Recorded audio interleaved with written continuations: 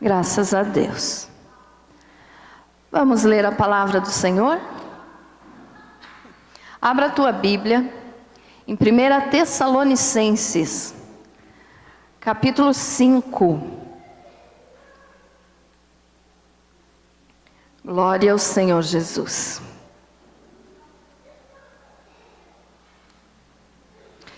Vamos ler do versículo 1 ao 3 e depois o versículo 9 do mesmo capítulo. 1 Tessalonicenses 5, começando então no versículo 1 até o 3. Glória a Jesus.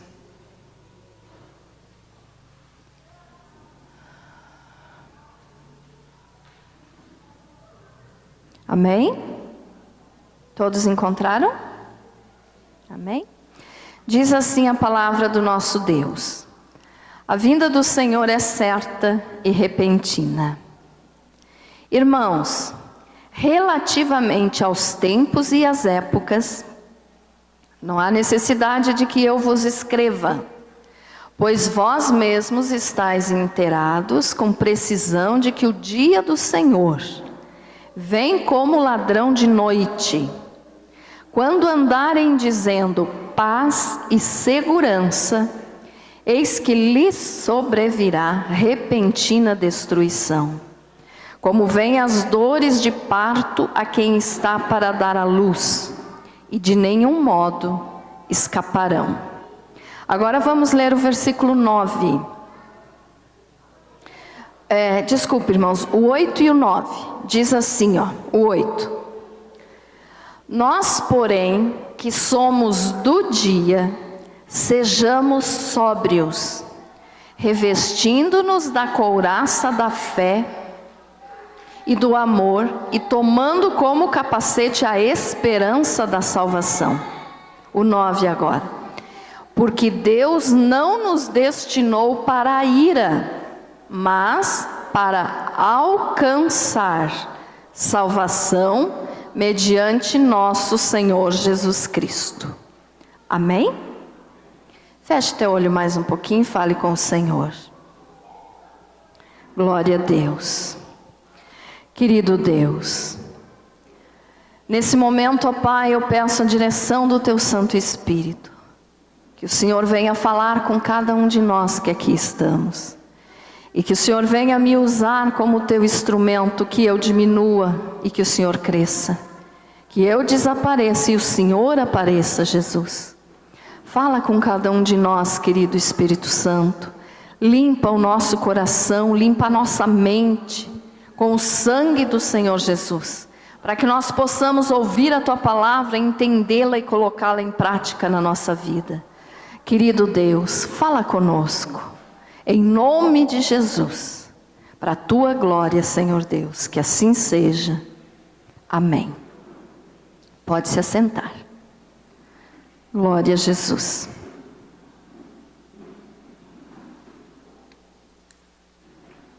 Glória a Deus. Muito bem. Como nós lemos aqui, irmãos, nós estamos vendo aqui esses versículos que fazem parte do sermão do apóstolo Paulo para os irmãos de Tessalônica. Então, nesse sermão, Paulo estava falando a respeito do Senhor Jesus e da sua vinda. E nós temos que prestar atenção nas coisas que nós lemos na Bíblia, porque é através disso que nós somos alimentados com a palavra do Senhor, é através disso, da nossa leitura, de nós podermos ouvir, que nós recebemos conhecimento de Deus, para estarmos preparados para esse momento aqui que Paulo está falando. Amém? Então veja só, depois que Paulo fez esse sermão, escreveu nessa carta aqui, esse sermão sobre a vinda do Senhor, ele estava dizendo para esses irmãos aqui da igreja de Tessalônica que eles não passariam pela ira que Deus está para derramar sobre o mundo, ou, como o próprio Senhor Jesus falou, sentir as dores de parto. Então veja só, nós sabemos que o Senhor Jesus está prestes a voltar, que o arrebatamento está para acontecer de uma hora para outra, e que nós precisamos estar preparados para esse momento. E Paulo então estava falando para esses irmãos aqui, de que eles daquela época não passariam por isso. Mas ele estava explicando então quem seriam os que passariam por esse momento das dores de parto e por esse momento que também é conhecido como o derramar da ira de Deus ou o dia do Senhor. Lembram da mensagem do dia do Senhor? Amém? Então, aqui Paulo estava dizendo, no versículo 3 que nós lemos: quando andarem dizendo paz e segurança, eis que lhes sobrevirá repentina destruição. Lhes sobrevirá. Então Paulo estava dizendo assim, que os cristãos ou os crentes, como você queira chamar, da última geração, passariam por isso. E quem são os cristãos da última geração? Somos nós. Amém? Somos nós que estamos vivendo nessa geração que é conhecida como a geração do tempo do fim. Por quê? Porque o arrebatamento está prestes para acontecer. Então, se o arrebatamento está prestes para acontecer, e Paulo nos falou aqui no versículo 2, que ele vem como um ladrão da noite, ou seja, nós precisamos estar preparados para esse momento. Vocês sabem que eu prego muito em cima disso, todas as mensagens que eu prego, eu falo sobre isso. E eu faço isso para que você esteja alerta sobre esse momento que está para acontecer. Então veja só, meus amados. E ele disse que o dia do Senhor então vem como ladrão, que ninguém sabe o momento, mas nós sabemos a época. Então, o Senhor Jesus nos dá a conhecer a época, não o dia exato, nem o minuto exato, mas Ele nos dá a conhecer a época, e nós estamos nesta época que o arrebatamento vai acontecer. Então, por nós estarmos na época de que o arrebatamento vai acontecer, porque Paulo disse assim, quando andarem dizendo paz e segurança. Há alguns meses atrás aqui eu preguei aquela mensagem sobre paz e segurança, onde a ONU agora está dizendo, paz e segurança para todos. Então já está sendo falado isso. E a palavra de Deus nos diz, quando disserem paz e segurança, sobrevirá repentina destruição. E o que nós estamos vendo acontecer no mundo hoje então, é isso. A ONU, que é a Organização das Nações Unidas, já está falando isso, Os irmãos lembram dessa mensagem que eu preguei aqui. E também tem mais um detalhe.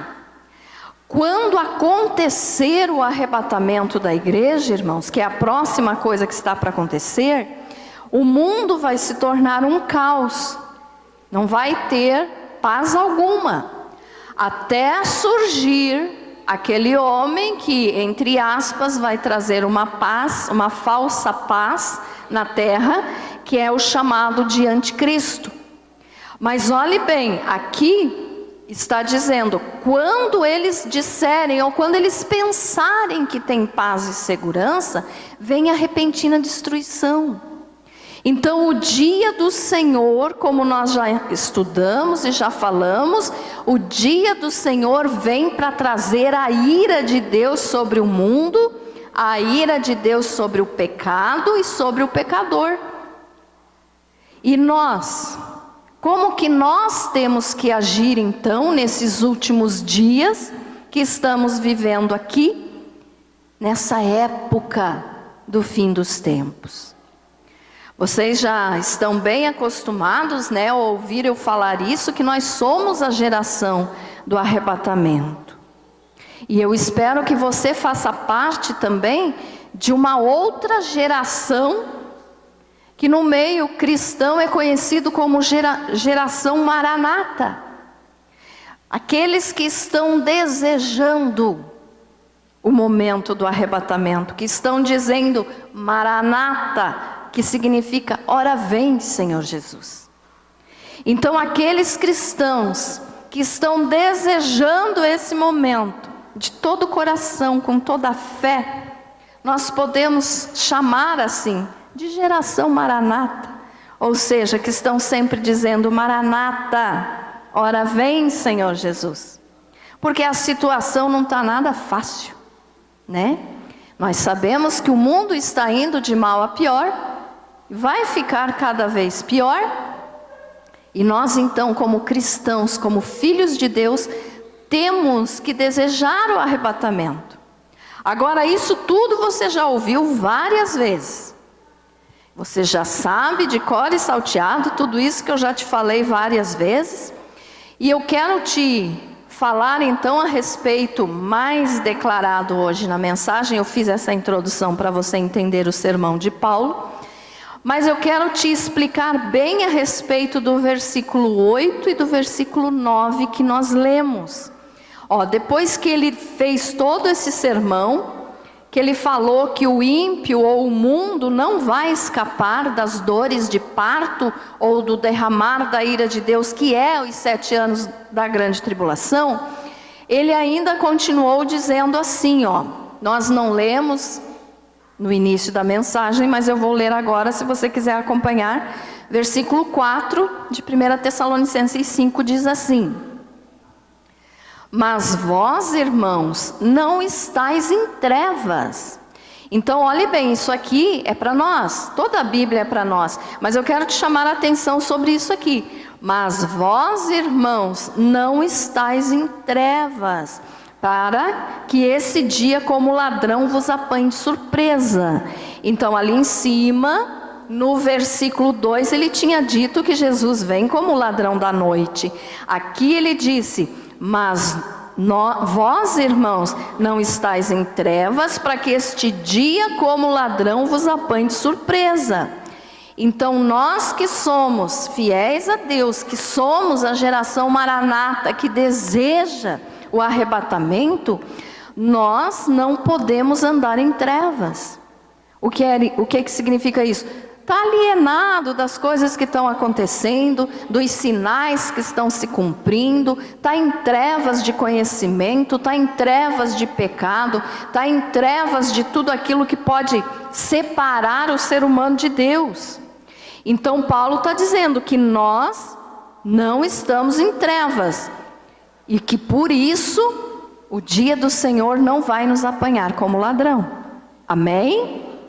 E no 5 ele diz assim: porquanto vós todos sois filhos da luz e filhos do dia, nós não somos da noite nem das trevas. Eu também já expliquei aqui para vocês que nós, sendo filhos da luz, nós sendo filhos de Deus, nós somos a luz do mundo, né? Nós somos a luz que reflete a luz de Jesus pro mundo. Então nós temos que brilhar para que aqueles que estão em trevas possam chegar ao conhecimento da verdade e serem salvos. Amém? E aí a gente tem que sempre observar, será que eu estou brilhando, a minha luz está brilhando, Jesus está brilhando em mim, ou eu estou em trevas, como Paulo disse que eu não posso estar? Porque Paulo, tudo que Paulo falou aqui, tudo que está escrito na Bíblia, seja por profetas ou por apóstolos, foi orientado pelo Espírito Santo. Então é o próprio Deus falando. Amém, irmãos? E por isso, então, nós somos filhos da luz, ou seja, filhos do dia, filhos de Deus.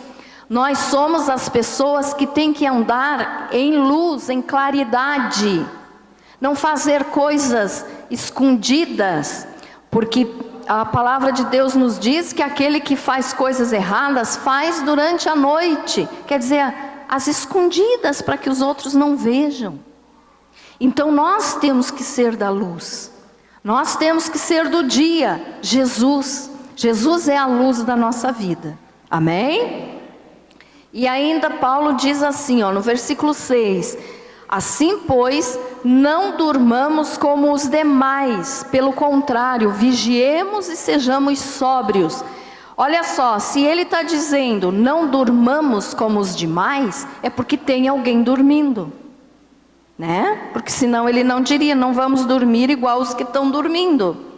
Aqui não significa o nosso sono de descanso, não é esse tipo de sono que Paulo está falando, mas ele está dizendo que tem gente que dorme no sentido espiritual. Nós não podemos dormir como os demais. Quem são esses demais? São aqueles que não estão se preparando para se encontrar com Deus, porque a pessoa, queira ou não, um dia vai estar na presença do Deus Todo-Poderoso. Tudo acaba, a vida acaba para todos nós nesse mundo, para que nós possamos chegar a outra vida, ou seja, depois da morte, porque a morte é só o começo da vida, amém, irmãos? A morte não é o fim das coisas, é o começo da vida eterna para o salvo, e é o começo da morte eterna, aí sim, separação eterna entre a pessoa e Deus. Mas a morte física aqui é só o começo da eternidade. Ficou claro isso, irmãos? Amém? Amém? Então, veja só, Paulo dizendo, ora, nós não podemos dormir como os demais, pelo contrário, vigiemos e sejamos sóbrios. O que é ser sóbrio?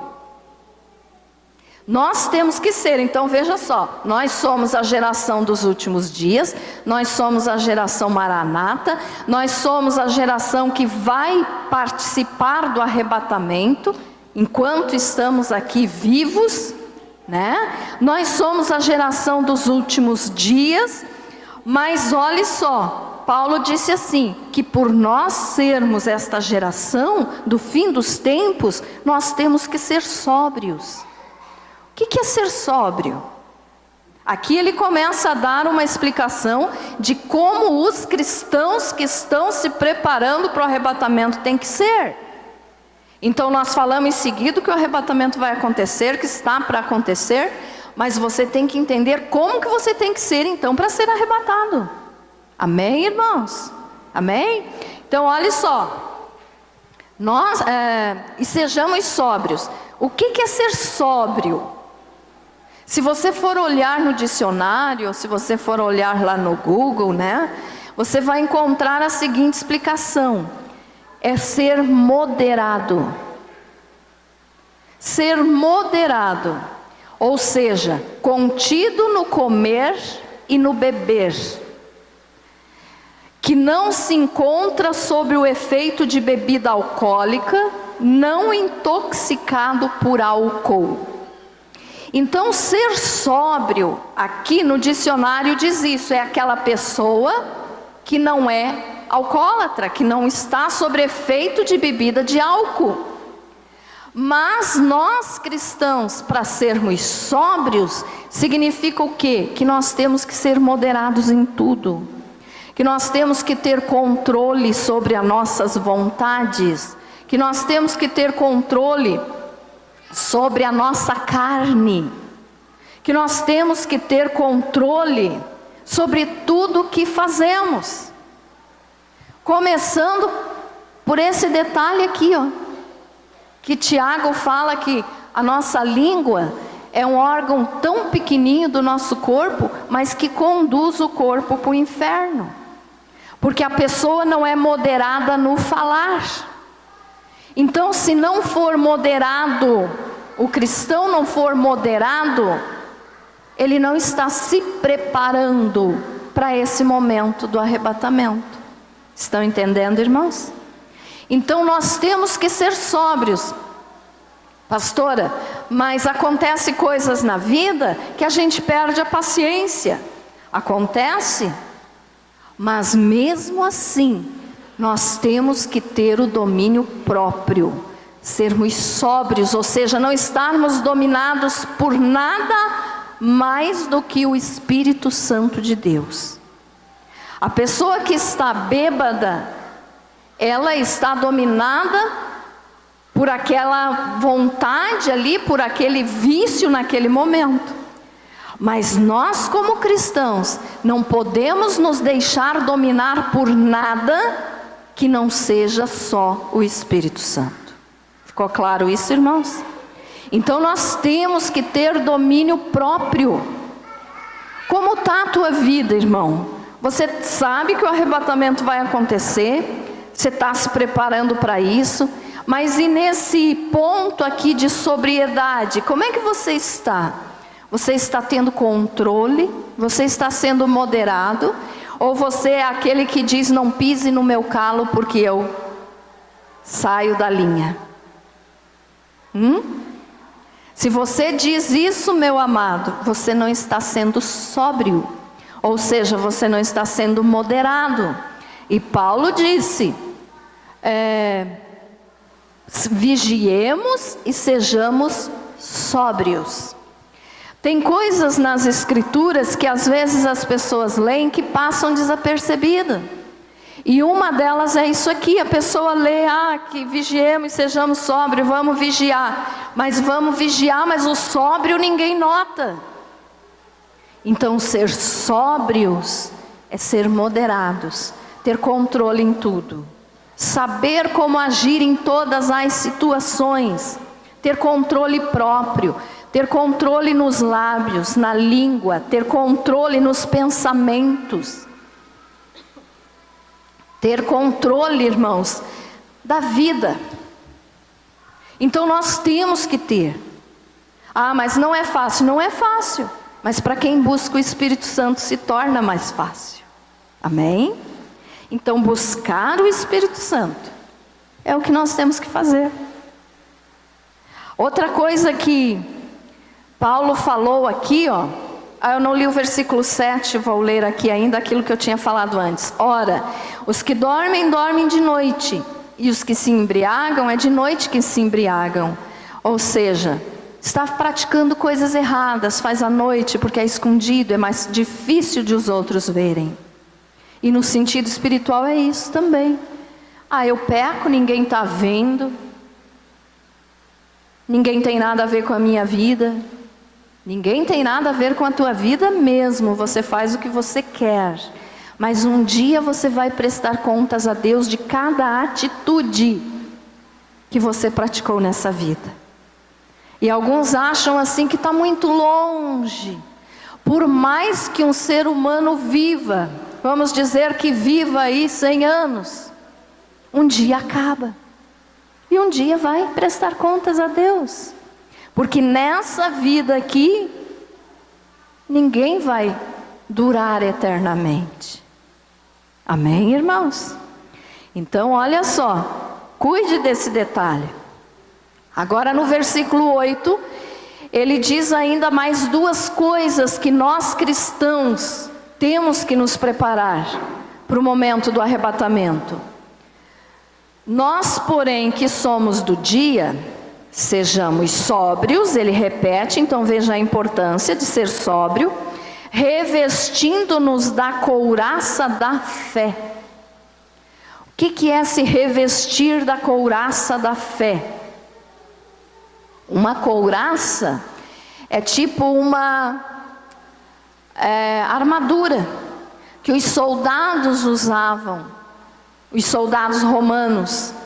E Paulo pegou esse exemplo então para falar disso. Eles colocavam, era feito de metal ou de couro, colocavam à frente assim, para proteger o peito e os órgãos, e também colocavam nas costas. Então veja só, ser revestidos da couraça da fé. O que é isso? Nós temos que ter a roupa própria que Deus nos dá através da nossa fé, para que nós possamos ter proteção contra as armadilhas do inimigo. Ficou claro isso, irmãos? É como se você vestisse uma armadura espiritual. Você veste, nós vestimos essa armadura espiritual para nos proteger. Por quê? Porque protege os nossos órgãos vitais. Que são esses órgãos? Quando um soldado vai para a guerra, ele pode levar uma flechada, falando dos soldados daquela época, podia levar uma flechada no pulmão, no rim, no coração. Então por isso servia aquela couraça. E para nós hoje, principalmente o nosso coração, nós temos que guardar. Está escrito lá em Provérbios capítulo 4, versículo 3, que de tudo que se deve guardar, guarda o teu coração, porque dele procede as saídas da vida. Então nós temos que ter essa couraça da fé. O que é isso? Quando o inimigo vem colocar coisas no teu coração, fazendo com que a vontade da carne queira prevalecer, você deve estar protegido, proteger o teu coração através da fé em Jesus, para que esses dardos inflamados do maligno não cheguem no teu coração, no teu órgão físico mais importante, que vai manter você diante de Deus. Amém, irmãos? Entendido isso? Então veja só, os soldados usavam para se proteger na guerra. Nós temos que usar, porque nós estamos em uma guerra todos os dias. Todos os dias nós vivemos uma guerra espiritual, só que nós não enxergamos o mundo espiritual. Porque se nós enxergássemos o que acontece no mundo espiritual ao nosso redor, Deus já não deixa a gente ver, porque se nós enxergássemos, morreríamos de susto, de medo, pelas coisas que acontecem no mundo espiritual ao nosso redor, onde tem anjos e demônios disputando o teu coração. Entendido isso, irmãos? Amém? Então veja só, Paulo disse que nós temos que nos revestir da couraça da fé. Você está tendo essa fé suficiente para mesmo quando vem a tentação, que o inimigo apresenta diante de você um prato maravilhoso de delícias, de pecados, você está tendo a fé suficiente para dizer: não, eu não quero isso, eu rejeito isso, porque eu quero Jesus, eu não quero pecar.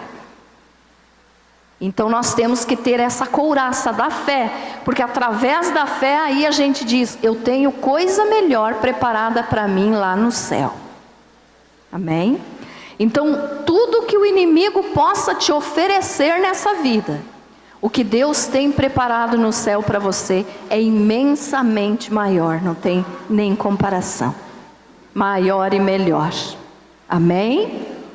A outra coisa que Paulo fala aqui, que nós cristãos da última geração temos que ter. Eu não estou dizendo que Paulo falou só para nós, tá, irmãos? Todos os cristãos de todas as épocas precisavam ter isso aqui, porque mesmo que não fossem ser da geração do arrebatamento, eles precisavam estar preparados para quando morressem se encontrar com o Senhor. E assim também somos nós. Se nós morrermos antes do arrebatamento, nós temos que estar fazendo isso aqui, para estarmos preparados para nos encontrar com Deus. Não é só por causa do arrebatamento, mas é para encontrar com Deus, seja através da morte física ou através do arrebatamento. Amém, irmãos? Então olha só, mais uma coisa Paulo nos orienta aqui, que nós temos que praticar na nossa vida. Nós, porém, que somos do dia, sejamos sóbrios, revestindo-nos da couraça da fé e do amor. Junto com a fé tem que ter o amor. Amor a quem? A Deus e ao próximo. E tomando como capacete a esperança da salvação.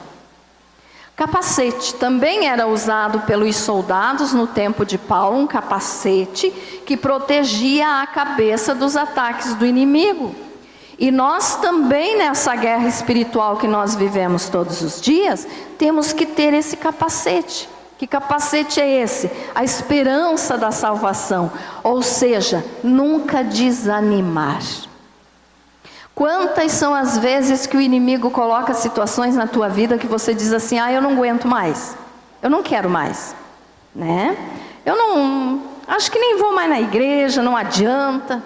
Essa conversa de arrebatamento aí que a pastora vive falando é bobagem, eu não quero mais. É o inimigo colocando ideias na tua mente. Então é por isso que nós temos que ter o capacete da esperança, da salvação. Ou seja, quando ele falar para você: largue disso, não queira mais saber de Deus, que Jesus o quê? Porque ele faz isso. Você que tem o capacete vai dizer: não, eu não vou desanimar da minha fé, porque eu creio que o Senhor Jesus virá me buscar e me dar vitória. Amém? Então tudo, irmãos, tudo que nós temos que proteger, o coração, a mente com o capacete. Por quê? Porque o Senhor vai nos guardar.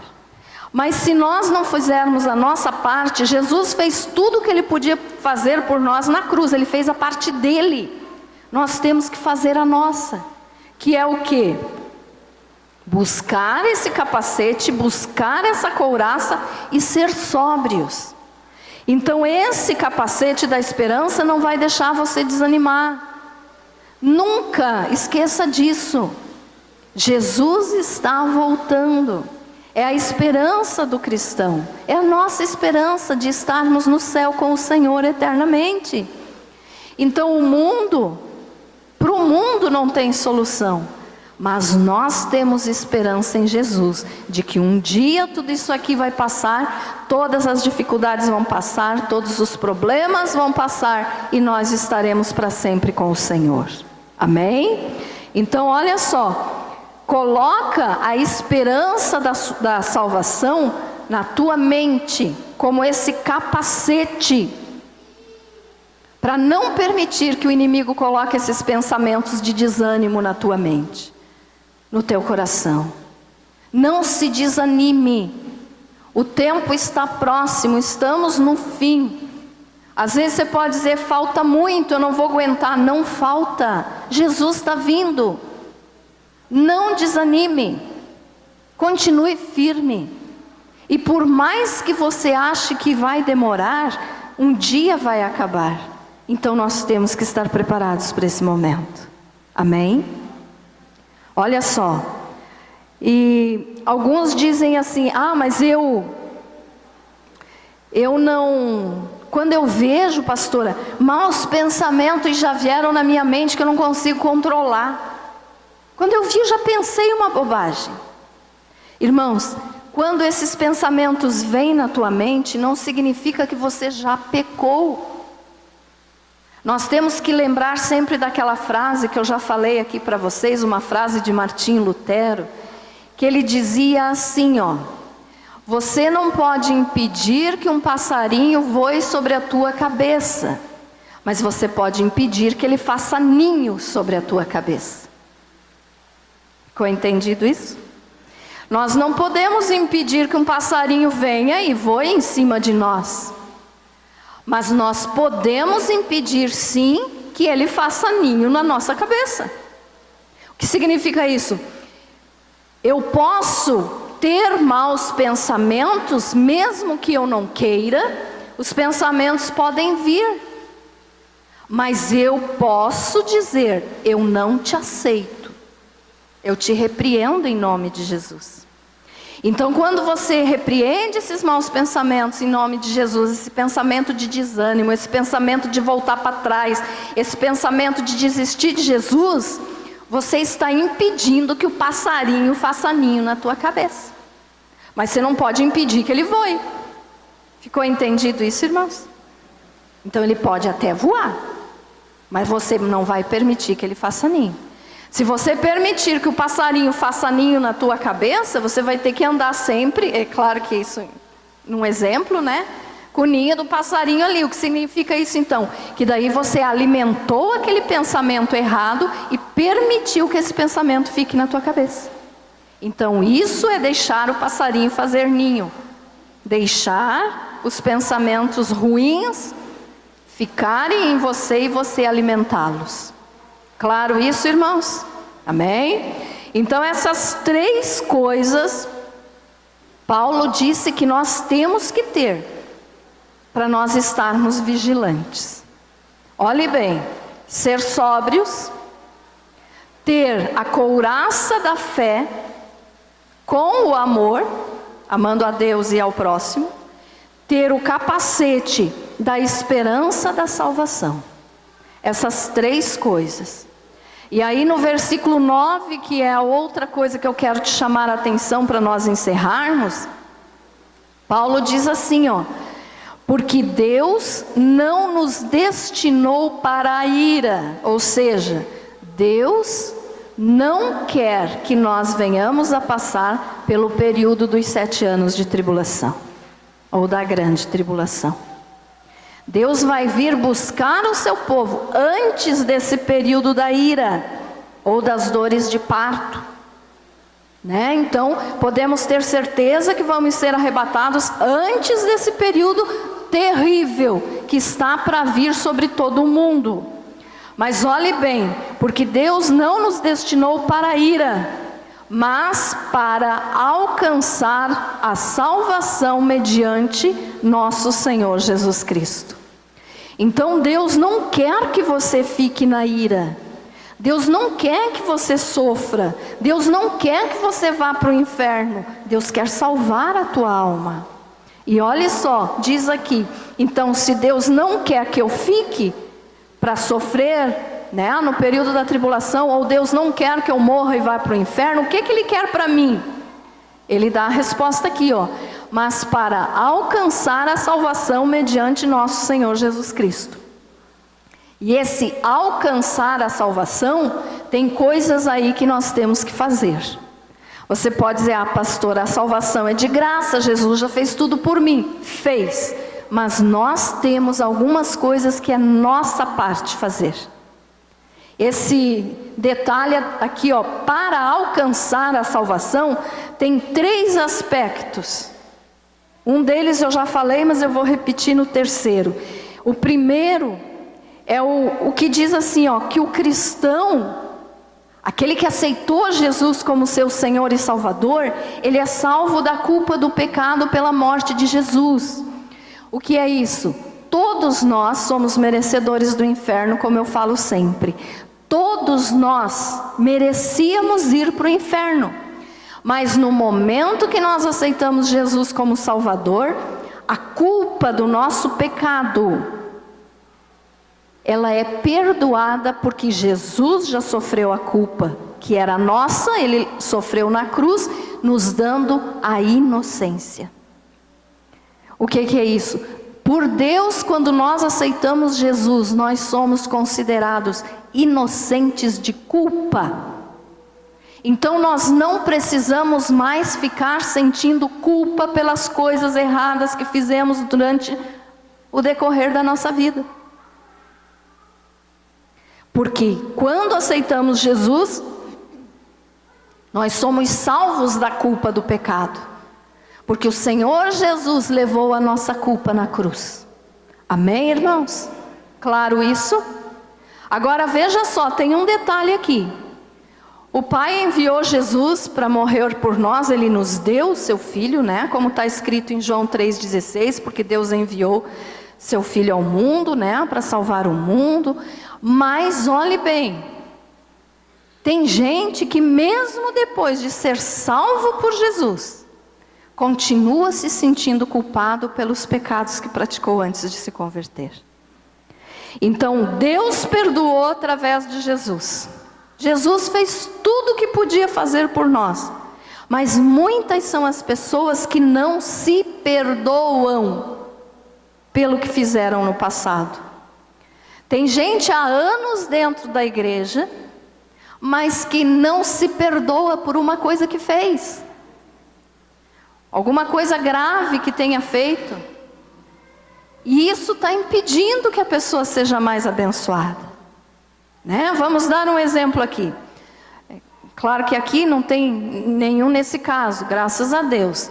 Mas vamos pensar em um homem que tenha matado muita gente.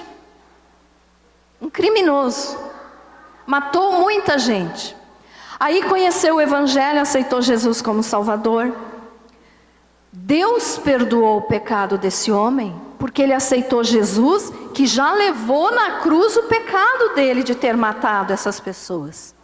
Mas esse homem pode não ter se perdoado pelo que fez. Então fica sendo corroído pela culpa todos os dias da sua vida. Vai na igreja, assiste o culto, louva a Deus, mas parece que não está certo, alguma coisa está errada. Não é porque Deus não perdoou, Deus perdoa, Deus já perdoou, mas a própria pessoa não se perdoa. Ficou entendido isso, irmãos? Então olha só, se nós somos livres da culpa do pecado, através da morte de Jesus, imagina por que nós não vamos nos perdoar. Quem sabe tem alguém aqui hoje que pensa assim, eu fiz tal coisa que até hoje eu ainda não consegui me perdoar, e isso me faz sofrer. Eu quero dizer para você hoje, esqueça isso. Se perdoe, porque Jesus já te perdoou. O Pai já te perdoou. Então por que você vai ficar se culpando? A palavra de Deus nos diz que quando nós reconhecemos o nosso pecado, aceitamos Jesus como Senhor e Salvador, o Pai lança os nossos pecados no mais profundo do oceano, no mar do esquecimento. Se nem Deus lembra mais do que nós fizemos no passado, antes de aceitar Jesus, por que você vai ficar lembrando? Não é assim, irmãos? Então aprenda a se perdoar. Se você tem alguma coisa na tua vida, que você diz, nunca vou me perdoar por isso que eu fiz, você está pecando por causa de dizer, nunca vou me perdoar. Porque você tem que se perdoar, porque o Pai já te perdoou através da morte de Jesus. Amém? Ficou claro isso, irmãos? Então, uma das coisas aqui que fazem parte desse alcançar a salvação é justamente isso. A primeira das coisas aqui, o cristão é salvo da culpa do pecado pela morte de Cristo. Mas tem gente que não se perdoa, então fica impedindo a ação de Deus na sua vida. Porque o Espírito Santo só pode agir, irmãos, aonde tem fé. E aonde tem medo ou culpa, não existe fé. Então vamos tirar do nosso coração toda a lembrança de coisas que fizemos no passado que nos fazem sofrer ainda hoje. Apague da tua memória, porque Deus não lembra mais. Amém? E se alguém um dia usado pelo inimigo chegar e dizer o quê? Você agora está dando uma de santinho? Fez isso e aquilo? Aí você deve olhar bem para essa pessoa e dizer, te repreendo, Satanás. A pessoa não vai entender muito bem, acho que você vai estar chamando ela de Satanás, né? Mas eu te repreendo, porque os meus pecados Jesus já perdoou e eu tenho a salvação. Mas você, Satanás, está condenado, porque o teu pecado não tem perdão. Amém, irmãos? Então reconheça isso, se perdoe, porque Jesus já te perdoou. A outra coisa que faz parte de alcançarmos a salvação é a capacidade de vencer o pecado. E a capacidade de vencer o pecado só vem por meio do Espírito Santo. Então olha só, a pessoa aceitou Jesus, recebeu o perdão, foi livre da culpa. e agora precisa aprender a vencer o pecado. Como que nós vencemos o pecado? Não é por briga, por soco, por revólver, por espada, por faca, nada disso. Nós só vencemos o pecado quando nós buscamos o Espírito Santo e permitimos que Ele venha agir em nossa vida. Então olha só, as pessoas que não conseguem se perdoar não estão dando espaço para o Espírito Santo agir. E por isso nunca vão vencer esse pecado. Entendido, irmãos? Então, vencer o pecado significa o quê? Deixar o Espírito Santo agir. As pessoas que geralmente caem sempre no mesmo erro, no mesmo pecado, seguido, é porque não buscam o Espírito Santo. Porque só vence o pecado aquele que busca o poder do Espírito Santo e permite que o Espírito Santo venha agir no seu coração, na sua vida. É só assim que nós vamos vencer o pecado. Então, já falei dos maus pensamentos, vamos usar o mesmo exemplo. Se a pessoa diz, porque eu não consigo, quando vejo já pensei, ou já falei alguma coisa, busque o Espírito Santo, que você vai ser livre disso. Mas se você não buscar o Espírito Santo, você não vai conseguir vencer esse pecado. Amém? E a última coisa para nós orarmos então, que eu já falei no início, mas que temos que falar aqui agora. Então o terceiro aspecto de alcançarmos a salvação é isso: confiar só no Senhor, que Ele já nos livrou da ira ou das dores do parto que virão sobre o mundo pecador. Então todo ímpio, ou seja, todo aquele que não aceitou Jesus, aquele que não busca o Espírito Santo, vai sofrer a ira de Deus no período da tribulação, depois do arrebatamento. Mas nós, filhos de Deus, vamos ser arrebatados antes desse período terrível que está para vir para o mundo. Amém, irmãos? Você acredita nessa palavra? Amém? Você está buscando o Espírito Santo? Amém? Buscar o Espírito Santo não é só vir na igreja, irmãos. Buscar o Espírito Santo é viver para Deus. É orar, é se santificar, é ler a palavra. Porque é através da palavra de Deus que nós conhecemos a Deus, o Deus que nós servimos, e o Espírito Santo fala conosco através da palavra. Então fuja de profetada, fuja de milagre que está acontecendo aqui e ali, não vá atrás. Vá atrás do que está escrito na Bíblia.